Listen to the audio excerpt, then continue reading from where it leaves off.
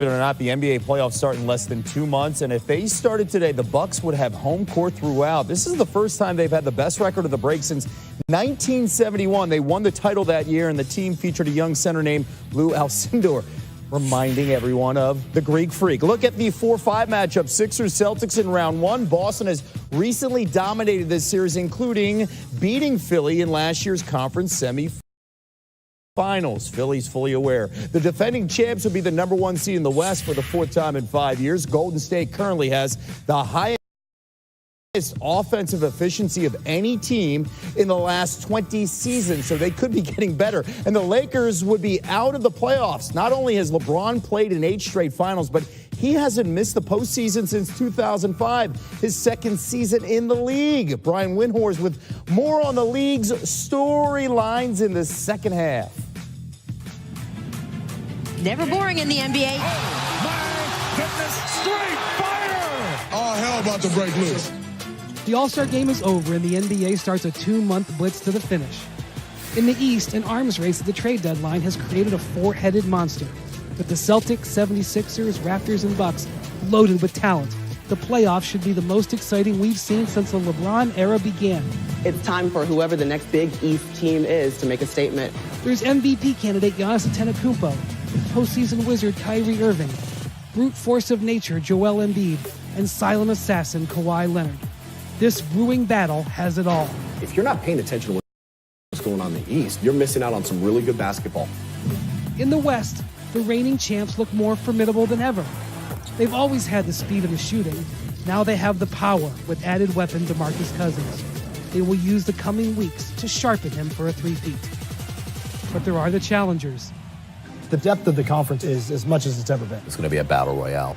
The Nuggets have never been stronger, with a talented big man in the middle who is an expert passer with a host of teammates to feed the ball.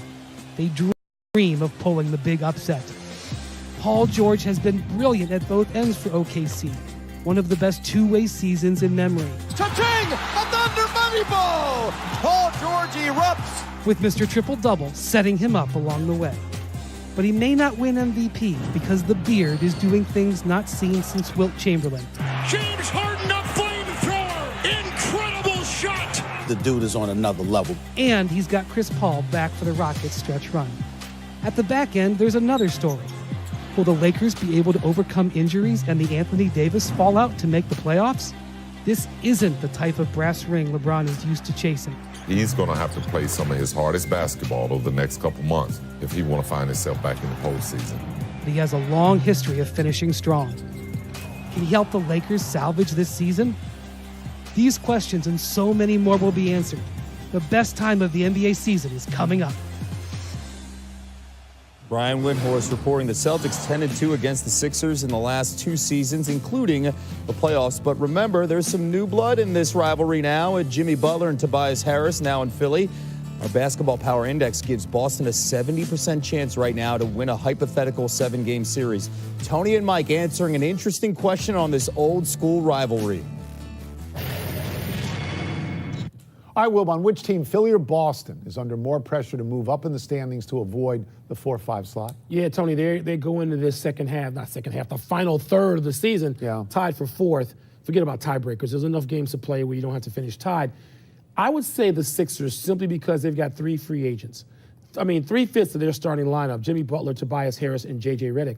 Those guys could be elsewhere. And you want to win or get as close as you can right now. And maybe if you're tantalizingly close, you can convince 2 or 3 of them if you want to pay those guys to come back. The Celtics have Kyrie Irving. And just being around All-Star Weekend with league executives, club executives, players, former players, a lot of them don't seem to think Kyrie Irving is going to be with the Celtics. They think he's going to go. Isn't he going to go to the Knicks with Kevin Durant? You hear it. Doesn't mean it's going to happen. Isn't that what's supposed to happen? You hear it. So you think Philadelphia is the answer to this, and I think it's Boston. Why? And I think it's Boston because they're better.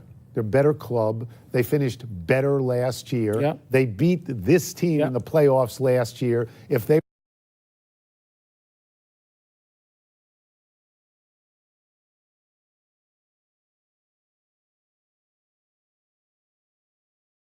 Philly's roster was very different. I understand, but I would also tell you that I think that Brad Stevens faces real pressure for the first time in the NBA. I think that's fair. I'll agree with you there. So that's why I would think it was Boston. I'm not as concerned with the contractual circumstances as you are. But pressure, if you're going to cash in, they got one shot. Boston could have 2-3 more shots down the line, with or without Kyrie Irving. Why do you think these people are going to leave Philadelphia? I didn't say they will, but they've got to decide to spend a lot of money. That's Tony Kornheiser money. Yeah. That's it. We're done. Back to you. I don't live in a gated community. And you do. You do.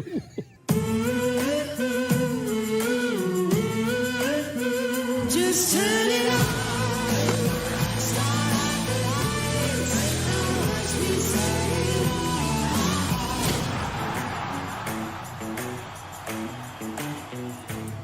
During LeBron's 8-year stretch of consecutive finals appearances, his teams have always entered the break well over 500. That's just not the case this season. The Lakers are 28-29. You'd have to go back to LeBron's rookie season to find the last time one of his teams were under 500 this late into the season. With that, we say a good morning greeting.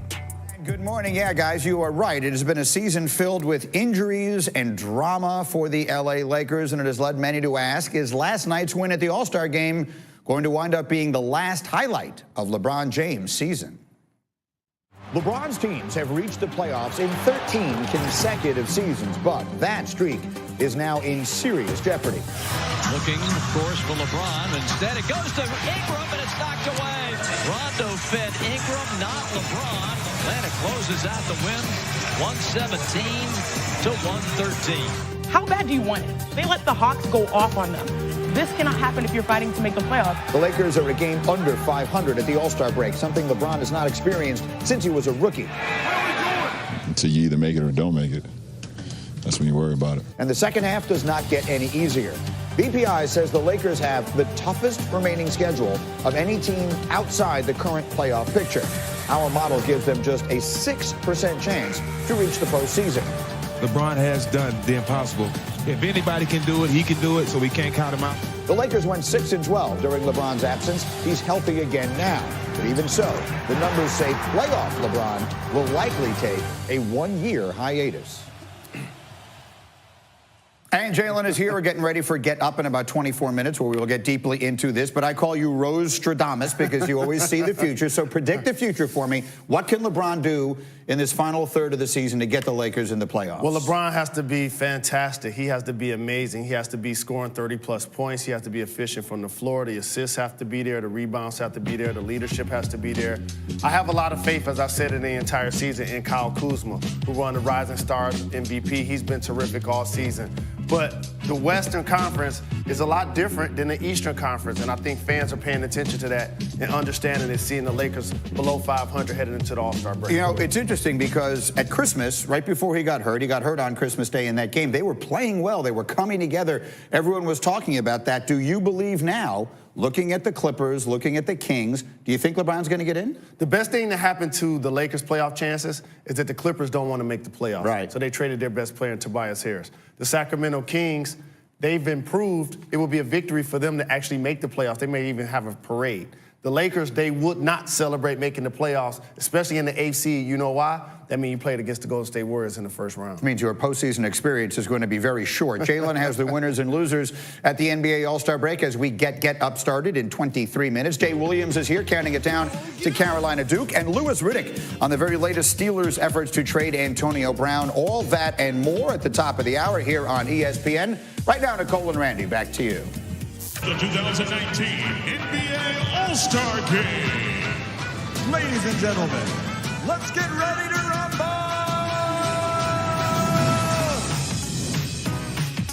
Giannis understands you want to get some buckets in an All-Star game, start with dunks. Probably looking for that MVP early on, right? Curry with a high bounce pass. Dirk Nowitzki hearing it from the crowd as Nowitzki from way down. Your body may get old, but that jump shot will never get old. That's what I do, baby. Paul George here, hitting Harding with the Harden. Durant for Wade. Here's Wade setting up. You know when you have LeBron James, anything's possible in that basketball court. Welcome to how the rest of the league feels, Clay. Durant for three. Durant, he's on fire. Team LeBron beat Team Giannis 178 to 164. Kevin Durant, he's your MVP for 2019.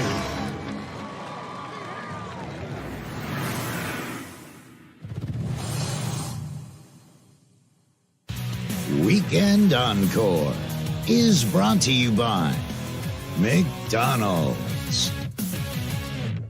I'm from the bottom, and I'm living the dream, for real. Listen, from the bottom, I'm living the dream. I'm living the dream. I'm living the dream. I'm hitting from the bottom, I'm living the dream. I'm living the dream. I'm living the dream. I'm hitting from the bottom, I'm living the dream. I'm living the dream, but it's all a dream though. So the NBA has swung and missed on multiple super-hyped international prospects, having seen top 5 picks dating back to the early 2000s flop. Enter Mavs rookie, Slovenian-born Luka Doncic. He's already made a huge impact on Dallas and beyond. Not yet 20 years old and averaging over 20 points per game, he's electrifying arenas. Luka's ceiling had been called into question. Well, now it's the sky. Doncic sat down with Rachel Nichols to talk everything from new teammate Kristaps Porzingis to his own transition. Luka Doncic is magic. Luka driving and he throws it down. The step back three. Oh yeah! Never seen a guy so under control with the rock. That dude good. He gonna be a problem. He already a problem. What has it been like for you so far this year? What have been the most fun parts? Just playing the games, playing against all those superstars, just facing against them and trying to beat them. LeBron, a cut for the weak side. Luka blocked him twice. Very alertly guarding LeBron James underneath. Has there been a particular game or person or something that's been fun for you to do? I would say LeBron, everybody else. I always looked up for LeBron, so he was my idol. You've had experience going to a new country before. You went to Spain at age 13, having never lived there and not knowing the language. How did that help you get ready for going to the NBA and living here? Always a lot easier this way, when I was 19, moved to the States, it was way easier than when I was 13 to move to Spain, so I was kind of ready for it. Brings it down towards a minute to play in the first quarter. Luka with a step back from the baseline. You have so much style on the court. You have great flair. Where did that come from? I don't know. I would just say I play like this all the time, since I was young. So I would say I just play like that. How do you notice the crowd reacting to you? I like it pretty much, especially when we go to the away games. Yeah. I see when I get introduced, some people cheering for me, and it's kind of special. I hear that when you are going to Miami, there's going to be a crazy Slovenian crowd between you and Goran there. What do you expect is going to come out of there? That's going to be fun. Yeah, a lot of fun. Got it. There it is. Corner, Luka. Goes in. How did he do it? How did he do it? The guys that I work with, the former players like Scottie Pippen or Tracy McGrady, they say that it's very obvious when they watch you that you want the pressure of the last shot, that you want to be the one that it all depends on, and you're not scared of it. No, for sure I want to. Can you take me through what goes through your mind as the clock is going down and it's a close game? I just feel confident. I know I have the confidence of my teammates on my team, so I just feel confident going safe, and I love taking those shots. I get motivated when I have to make the last shot, so I like it. The club with the greatest European player of all time lands the greatest European player of our time. This is perfect. What about Dirk? What has it been like playing with him? Oh, amazing. He's just amazing. He's an all-time great player. And just off the court, he's a normal person, so that's what means a lot. He's pretty goofy. Is that something that you knew about him before? Yeah, he's funny. You hung out with him? He's funny. He makes jokes. Sometimes they're terrible, but he's funny. What about Kristaps Porzingis? What have you contacted you had with him so far? Well, I know him from before, but now we hang out more, so I know him better now. I think this is going to be something special for sure. Speaking of special, to see more of Doncic's season, take an unprecedented all-access look at everything that goes into being an NBA rookie on and off the court. NBA Year One, available now. Where else but on ESPN+.